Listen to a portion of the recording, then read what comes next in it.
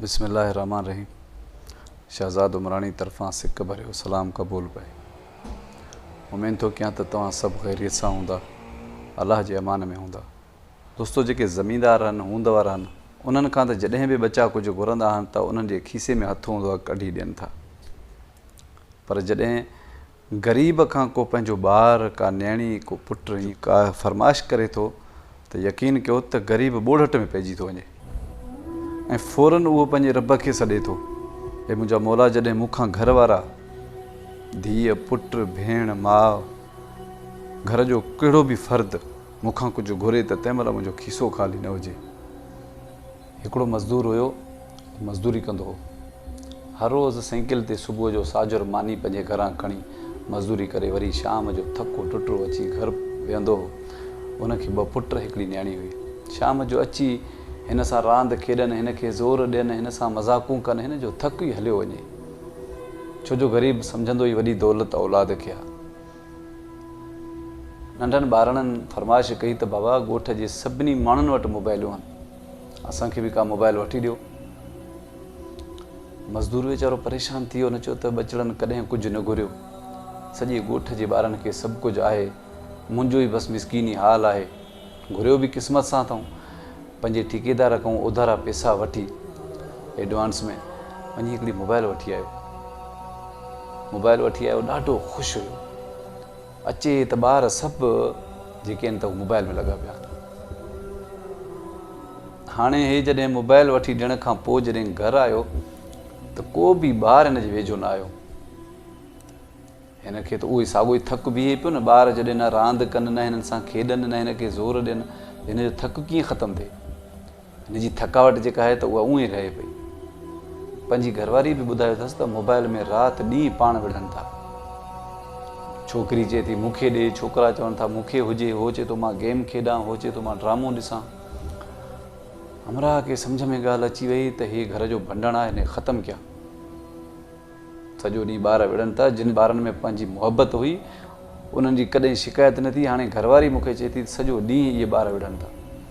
Mobile खणी, डॿो खणी वञी मोबाइल मार्केट खपाए 3 सीपारा वठी आयो। सीपारा वठी अची महले जे मदरसे में उन छोकिरनि खे, ॿारनि खे वठी वञी हाफ़िज़ खे हथ में ॾिनई। हाफ़िज़ साहिबु हिननि खे पढ़ाए, अगरि ही न अचनि त मूंखे ॿुधाइजे। घरवारी ते बि सख़्ती कई त हिननि खे हर हाल में सुबुह मदरसे मोकिलियो। किसो हलंदो रहियो। हिन जे घर में मोहबतूं साॻियूं शुरू थी वियूं। जॾहिं बि अचे त चंद महीननि खां पोइ हीअ चवे मूंखे मथे में सूरु आहे, त उहो न्याणी जेका आहे त हिन जे मथे ते दम करे। पुट वरी पाणी पढ़ी ॾियनिसि त हीअ पाणी पी। हीअ चवे त मुंहिंजो सूरु त ख़तमु थी वियो आहे। वरी हिननि जे घर में मोहबतूं शुरू थी वियूं। 2-3 साल, 3.5 साल, 4 साल जे लॻभॻि टाइम गुज़रियो। शाम जो हिननि जो दरवाज़ो खड़कियो। दरवाज़ो वञी हिन खोलियो त उहो मदरसे वारो हाफ़िज़ हुयो। हुन चयो तुंहिंजे 3 ॿारनि हिफ़्ज़ कयो आहे, सुभाणे हिननि जे पग ॿधाई जी रस्म आहे, ज़रूरु अचिजो। हिन जो ॻाल्हि ॿुधी त हिन जी ख़ुशीअ जी इंतिहा न रही। हिन चयो त मुंहिंजी मोबाइल खपाइण, हिननि खे सीपारा वठी ॾियणु, हे एॾी मंज़िल ते पहुची विया। अखियुनि मां ॻोढ़ा वाहींदे अची घरवारी खे ॿुधाई। घरवारी चयो त मूंखे ख़बर हुई त हीअ हाफ़िज़ थींदा, छो जो जंहिं ॾींहुं तो मुंहिंजी ॻाल्हि मञी मोबाइल वञी खपाए हिननि जे लाइ सीपारा वठी आई, उन ॾींहुं मां सम्झी वियुमि त हाणे मुंहिंजा ॿार जेके आहिनि त सिधे रस्ते ते आहिनि। ऐं मूंखे हिते बि ख़बर पवंदी हुई त जॾहिं तोखे का तकलीफ़ थींदी त हे तो ते दम कंदा हुआ, कंहिं बि क़ुर पाक जे सूरत जो पढ़ी तो ते दम कंदा हुआ, मूंखे ख़ुशी थींदी हुई। सुबुह ते हे वियो, न्याणीअ खे बि गुलनि जा हार, छोकिरनि खे बि गुलनि जा हार, न्याणीअ खे रओ क़ुर पाक तोहफ़े में मिलियो, हुननि खे बि क़ुर पाक तोहफ़े में, पग ॿधिजी वई। हिकिड़ो मज़दूर माण्हू ॻोठ में जेकी बि न्याणियूं हुयूं उन्हनि सभिनी खे उहा न्याणी पढ़ाईंदी हुई। यकीन कयो त उन ॻोठ में टोटल न्याणियुनि क़ुर पाक पढ़ी।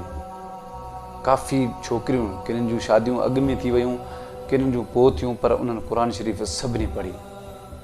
दोस्तो, माहौल विझण वारा असां घर जा वॾा आहियूं। असां जहिड़े क़िस्म जो माहौल विझंदासीं त नंढा उन माहौल खे वठी बीहंदा। असां मेमोरी कार्ड में फिल्मूं भराए अची टीवी में लॻाईंदासीं त इहा आदत उन्हनि में पइजी वेंदी। असां केबल हलाईंदासीं, गेम ॾिसंदासीं त गेम ॾिसंदा, असां तस्बीह पढ़ंदासीं त हू तस्बीह पढ़ंदा, असां मुसलो विछाए 5 वक़्त निमाज़ पढ़ंदासीं त हू असांखे ॾिसी निमाज़ पढ़ंदा। हमेशह ॿार जेको आहे त पंहिंजे घर जे वॾनि फ़र्दनि खे ॾिसी सभु कुझु पोइ सिखंदो आहे। मां दुआ थो कयां त अलाह पाक हिन भलारे महीने जे सदके तव्हांजे असांजे बचड़नि खे बि नेक करे, सालेह करे, त असां सभु ध्यानु कयूं त असांजा बचड़ा छा पिया कनि, असांजा बचड़ा कहिड़े रस्ते सां हलनि पिया, किथे ग़लति त न आहिनि। छो जो इन बचड़नि जी ज़िमेवारी असां ते आहे, अॻिते बि असां खां पुछा थींदी। हिकिड़ा ग़रीब मां ग़रीब माण्हू बि पंहिंजे बचड़नि खे हिफ़्ज़ कराए उन्हनि खे दीन जे तरफ़ रस्तो ॾेई था छॾनि, त अॻिते हली उहे दीन जी हिफ़ाज़त कंदा, दीन खे वधाईंदा। त पंहिंजे बचड़नि खे इन मोबाइलनि खां, नंढनि गेमनि खां, ॿियनि ड्रामनि खां, इन्हनि खां बचाए, भले ॾिसनि, पंहिंजो एंटरटेनमेंट कनि, पर कुझु टाइम पंहिंजी तालीम ॾे ज़रूरु ध्यानु उन्हनि जो करायो, त जीअं उहे सुठा इंसान थियनि ऐं तव्हांजो नालो रोशन कनि। अगरि तव्हां मुंहिंजो वीडियो पहिरियों दफ़ो ॾिसी रहिया आहियो त मुंहिंजे पेज खे फॉलो कयो। मूंखे कंहिं नए मौज़ू ते ॾींदा इजाज़त। पंहिंजो ख़्यालु रखिजो। अलाह निगहबान।